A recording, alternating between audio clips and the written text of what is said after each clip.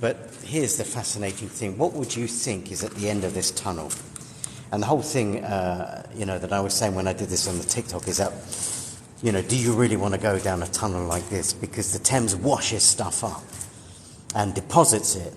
And the problem is that once you see something, you can't unsee it. And if it's something horrendous, then that lives with you. And you read those horror stories of bodies turning up on the Thames and bits of bodies and that's the last thing you want to find, because how are you going to get that out of your head? You're going to live with that forever.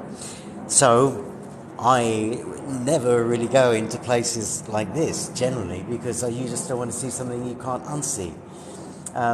But today, as you're all here, it's got to be done. Yeah, but does it have to be me? Can I not just throw the phone in there and wherever it lands and whatever you see, you see? Anyway, let me take you in. So we're, and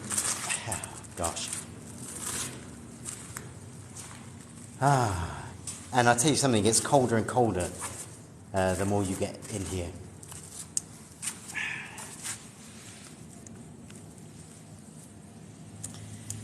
Nice clay pipe bowl, can't even speak. Okay, so this is exclusive. Yeah, I'd love to find a silver coin. If you do see one, shout. Please shout. Right, so we're going in the tunnel. And, oh my good gosh. Yeah, well, the overwhelming consensus is that I should go in. Now, my overwhelming feeling, of course, is that I shouldn't. But because we're live and you've joined me, I'm going to take you in there. So what you find washed up here a lot is bones as well. 99.9% certain these are animal bones, so please don't worry. Most of them are. The Thames Foreshore is absolutely littered with them. But we're going deeper and deeper. Look, I'll show you how far we've come. So directly above us now, we're underneath the road here, and this is going underneath the road.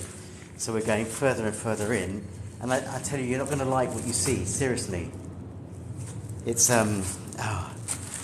honestly, if you're allergic to nuts, look away now, really. I'm going to show you what's at the end of this tunnel. Are you ready? If you're not prepared for this, then do look away, but I'm going to show you what's at the end of this tunnel. 3, 2, 1. That is what's at the end of this tunnel. Pretty horrendous, right? Yeah, go figure. How? Why? And what? And so many questions. Does, a bike, one of these Boris bikes end up at the end of a tunnel like this, which spends most of its life underwater, in the Thames? Yeah, it's one of those, pay bikes. Mobike. Yeah. You can ask me, how did it end up here? And what is that thing? Yeah, that's horrendous, isn't it? That's the stuff of nightmares. A Boris bike at the end of a tunnel. Oh my gosh. How are you going to get that out of your head? Something you're going to have to live with forever. It gets everywhere. Boris bike, not Boris. Although he probably does as well. So that's what's the end of that tunnel. But I want to take you and show you these emblems. These emblems that are on the posts, and these are dotted around various parts of the Thames Foreshore. And they're fascinating, actually. They each tell a story, but not in the most obvious way. You've really got to decipher it.